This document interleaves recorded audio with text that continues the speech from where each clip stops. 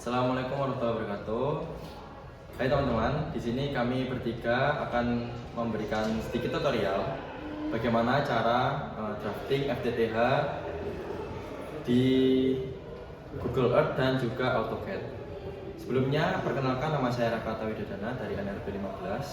Saya Devi Alfian, NRP 23. Saya Dinang Alam Sandul Majid, NRP 14.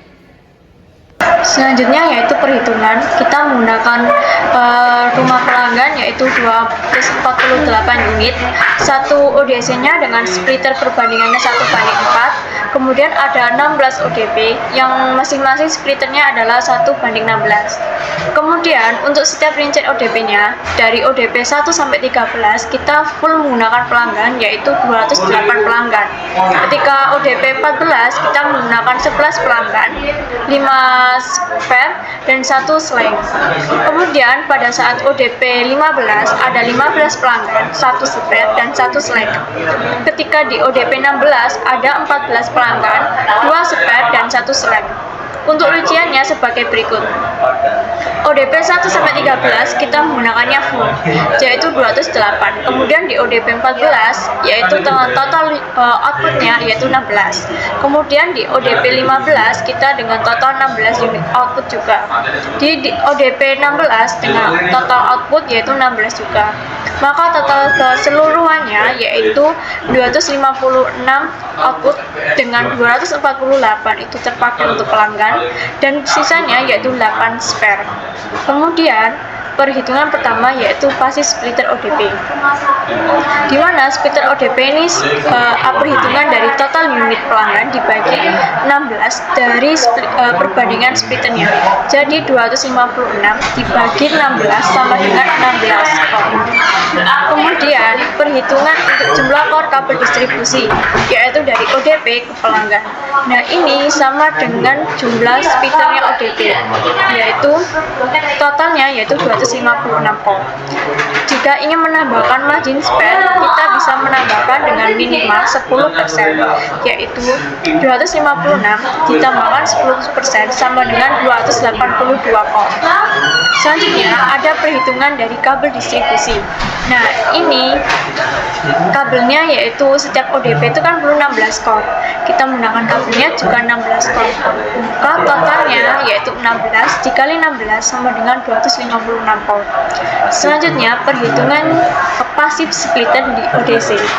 Nah ini kita menggunakan perhitungan yaitu splitter ODP-nya kita bagi 4-nya berasal dari perbandingan splitternya yang ada di ODC, sehingga 16 dibagi 4 sama dengan 4 core. Selanjutnya yaitu di perhitungan port di ODC. Kita bisa menggunakan 96 port atau 144 port. Yang pertama kita hitung dulu kabel feedernya di ODP-nya yaitu 16 core, maka kita butuh 16 output portnya. Kemudian kita juga menggunakan uplink-nya di OLT-nya yaitu di ODC-nya yaitu 1 core. Spare-nya kita biasanya pakai 10%. Kemudian kita bulatkan menjadi 2 spare. Maka total portnya yaitu 19 port. Selanjutnya kita hitung jika menggunakan panel 96 port. Jadi ketika menggunakan 96 port kita kurangkan dengan 19 portnya kita, maka tersisa 77 port spare-nya. Berarti persentase pemakaiannya yaitu 19,8%. Selanjutnya, ketika kita menggunakan 144 port, yaitu 144 itu dikurangi 19 portnya, maka tersisa 125 port spare-nya. Berarti persentase pemakaian kita yaitu 13,2%. Selanjutnya, hitung jumlah kabel feeder. Nah, di sini kita hitung dulu kabel yang feeder yang udah didapatkan tadi berapa, yaitu 16 kan. Kemudian kita bisa menggunakan spare-nya juga untuk jaga-jaga yaitu 10%-nya yaitu menjadi 18 spare yang tersedia, sehingga pada opsi tabel ini yaitu ketika kita menggunakan providernya itu 12 port, maka kita juga butuh core-nya itu 24, sehingga kabel yang diperlukan kita itu 2. Nah maka spare yang ketika kita menggunakan kabel feeder core aktifnya aja itu tersisa 8. Kalau kita menggunakan spare maka tersisa 6. Sama dengan juga untuk kabel feeder 24 core kita menggunakan satu, sebab kita untuk spare-nya itu 18 core, sehingga 24 core itu kita masih nyisa 6 core. Kemudian untuk 48 core kita juga menggunakan satu kabel, sehingga nanti kabelnya itu dikurangi jadi 48 dikurangi 18 sama dengan 30 core. Kemudian pada saat kabel feedernya 96 core kita kurangkan dengan 18 juga, maka hasilnya yaitu 78 core. Sekian, terima kasih. Baik, selanjutnya saya akan melanjutkan untuk langkah-langkah membuat drafting pada Google Earth ya. Langkah pertama, kalian menentukan daerah mana dulu yang akan dipilih. Ini posisi saya ambil perumahan namanya Central Park Ahmad Yani Regency. Awal mula kita membuat di sini ya, My Place, klik kiri, add, terus folder. Kita buat filenya yang mau kita inputkan ya. Contohnya kita bikin ketintang gitu, ketintang untuk file FTTH ketintang. Terus kita klik OK, kita muncul kan. Ini kita matikan dulu yang filenya saya kemarin yang sudah saya bikin. Nah, file ketintang ini selanjutnya daerah mana nih yang kalian pilih? Misalnya kita pilih ketintang baru. Oke. Setelah itu kita pilih add lagi, kita folder biar agar rapi ya teman-teman. Kita klik folder, kita ketik boundary. Boundary ini untuk menandai kawasan agar kita tidak bingung nanti saat memasang ODP, ODC sama STO-nya. Boundary ketintang gitu ya, ketintang. Oke, kita oke. Nah, pada folder boundary ketintang ini kita add, lalu kita bentuk, kita kelompokkan gitu untuk daerahnya. Contoh kita ambil daerah sini, daerah sini, sama sini, gini ya, bentuknya seperti ini. Nah, karena ini nggak kelihatan rumahnya, kita sebenarnya folder boundary-nya kita namai ketintang. Seperti itu, kita style, ketik color, warna apa yang kalian pilih terserah. Lalu kita pilih warna, misal kita pilih hijau ya. Oke, opacity-nya kita kurangin agar kelihatan rumahnya. Karena sesuai sama langkah-langkah yang pertama tadi, untuk menghitung rumah mungkin kita harus hitung satu-satu. Makanya kita boundary-nya harus opacity-nya dikurangin agar kelihatan.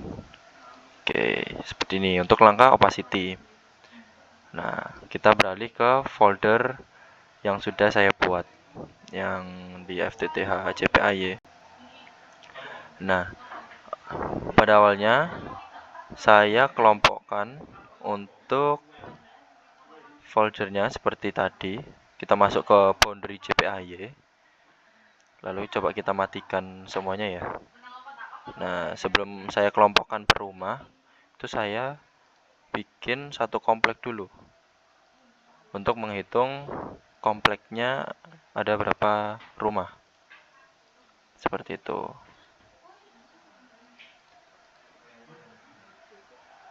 Ini kita matikan dulu. Nah, setelah kita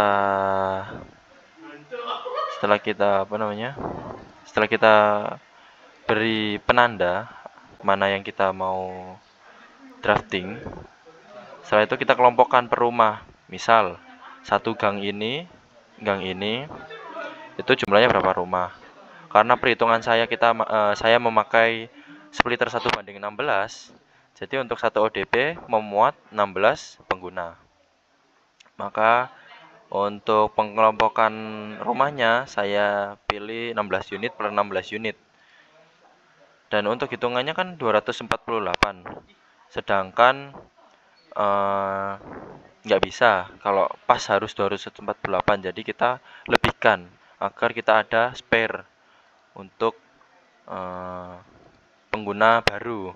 Akan tetap walaupun begitu, untuk perumahan yang saya pilih ini tidak berkemungkinan untuk menambah pengguna karena sudah dilihat dari Google Satelit, ini perumahannya yang sangat padat dan tidak ada lahan kosong.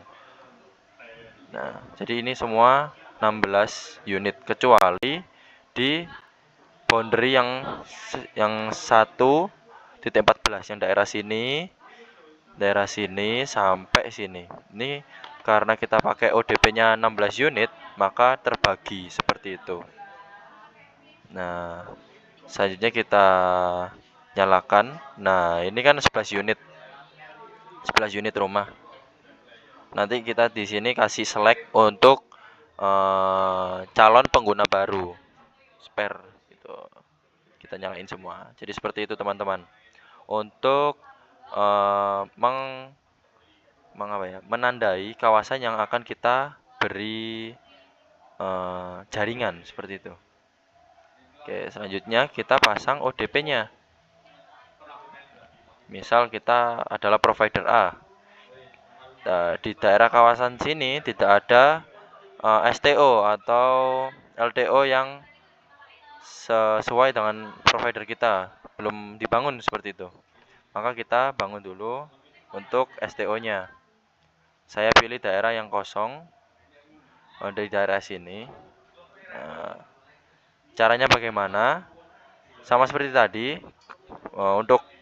Untuk sebelum kita menambahkan icon STO, kita tambahkan folder dulu untuk STO, ODP dan ODC seperti itu. Terus pada folder STO, ODP dan ODC kita pilih flashmark. Nah, flashmark. Lalu kita pilih icon rumah. Terserah kalian untuk menandai STO itu. Saya pilih rumah dan saya kasih warna kuning seperti itu. Lalu taruh di lahan kosong. Karena kenapa? Karena kan ini bangunan ya, bukan tiang kayak gitu. Jadi bangunan untuk yang akan didistribusikan seperti itu. Oke, saya cancel karena saya sudah membuat teman-teman. Nah, saya sudah membuat di sini. Setelah itu, karena perhitungannya kita splitter dari STO ke ODC itu 1:4, maka kita menggunakan ODP 16 seperti itu. Jadi satu ODP nanti melayani 16 pelanggan. Kita kasih titik-titik. Kenapa kok kita? Nah, inilah teman-teman fungsinya kita tandai per 16 unit tadi. Dikarenakan untuk menaruh ODP yang akan kita pasang agar sesuai sama jumlah pelanggan seperti itu teman-teman. Oke, kita taruh sesuai dengan daerah yang sudah saya gambar tadi. Untuk membuat ODP sama seperti membuat STO, akan tetapi nanti ikonnya itu berbeda agar kita bisa menandai mana yang STO, mana yang ODP seperti itu. Kita nyalakan semua karena saya sudah membuatnya. Nah, jadi ini ODP 1 sampai ODP 13 sejumlah 16 unit teman-teman. Sejumlah 16 unit. Lalu untuk ODP 14 sampai 16 ini karena kita ada sisa spare teman-teman. Di ODP 16 ini ada 1 spare, di ODP 15 ini ada 1 spare, dan di ODP 14 ini ada 4 spare. Nah, mohon maaf, ada 5 spare. Ada 2 spare, sorry. Nih, 5 spare, 1 spare sama 2 spare, mohon maaf. Jadi sesuai yang sudah saya bikin ya ini teman-teman.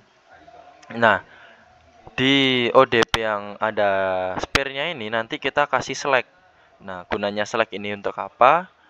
Gunanya select ini untuk apabila ada pengguna baru. Jadi kita tidak usah menarik kabel dari awal. Akan tapi kita menggunakan select yang sudah ada. Seperti itu. Oke. Ketika sudah dipasang semua ODP dan ODC dan STO, kita masuk ke tiang teman-teman. Karena nggak mungkin dong kabel ini nggak ada tiangnya seperti itu. Kita nyalakan tiangnya. Nah, untuk tiangnya ini juga ada aturannya teman-teman, nggak asal taruh. Untuk jarak antar tiang baru maksimal di 50 meter. Nah, apabila ada belokan, terpaksa nggak apa-apa teman-teman. Kasih aja 20 meter. Caranya bagaimana untuk ukurnya? Sama seperti tadi, buat folder tiang agar tidak tercampur-campur gitu ya. Buat folder tiang, habis itu klik kanan, add, seperti tadi flashmark. Nah, nanti pilih aja bendera seperti itu. Kalau sudah ada tiangnya, gimana nih cara tahu antar tiangnya jaraknya seperti itu? Nah, caranya kita klik rules ini, rule, lalu kita pilih line, pilih aja yang meters.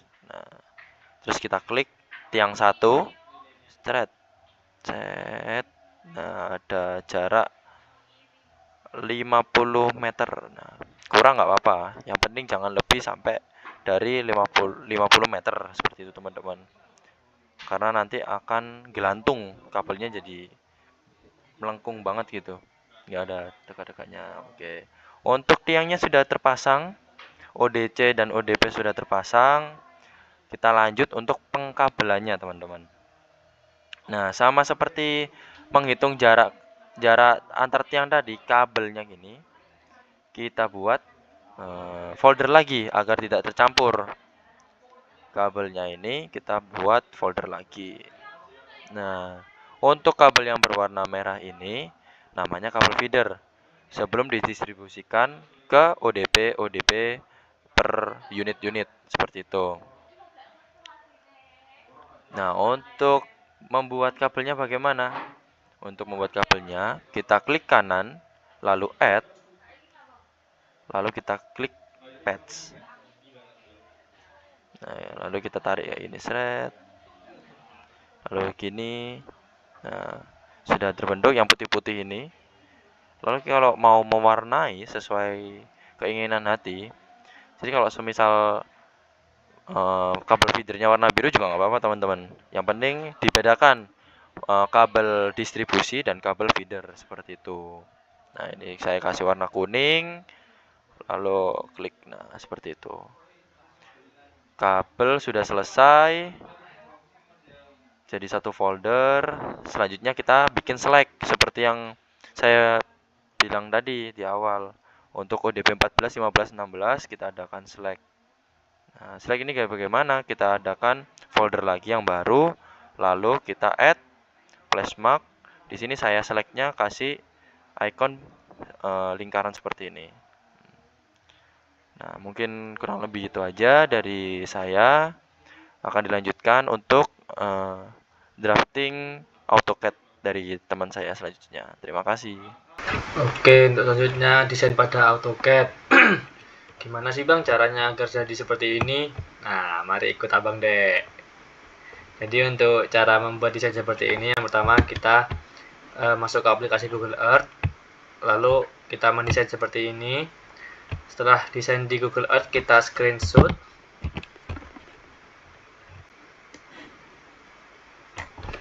Lalu pindah ke aplikasi AutoCAD.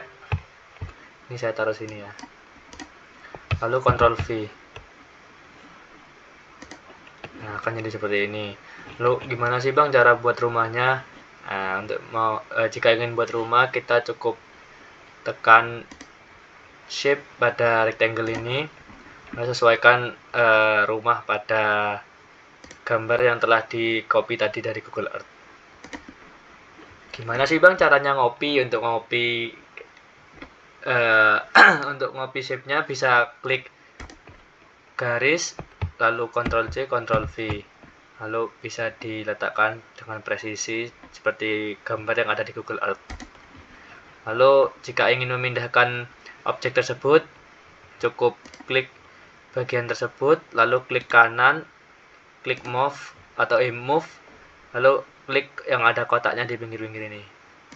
Lalu kalian bebas ingin letakkan kotak tersebut di mana saja. Lalu jika ingin membuat simbol-simbol seperti ini, cukup kembali ke shape tadi, rectangle, ganti ke polygon. Jika ingin misal membuat segitiga, berarti 3 sisi, lalu enter, klik kiri, enter, akan jadi. Tinggal kita sesuaikan saja ukurannya. Jika ingin mengganti warna, cukup klik garisnya, lalu ganti warnanya sesuai keinginan kalian masing-masing. Lalu jika ingin menghilangkan gambar background secara sementara, cukup klik pan atau ini seperti gini, atau jika tidak ada di kursor bisa ke kanan yang ada logo tangan. Jika di kanan tidak ada, bisa ke comment window ini, lalu klik pan. Akan hilang seperti ini untuk sementara, untuk melihat hasilnya. Lalu jika ingin menghapus background secara permanen, cukup zoom out, klik bingkai luarnya, lalu tekan delete. Nah, maka akan muncul shape tadi yang telah kita buat. Sekian tutorial dari kami. Mohon maaf apabila ada salah kata. Wassalamualaikum warahmatullahi wabarakatuh.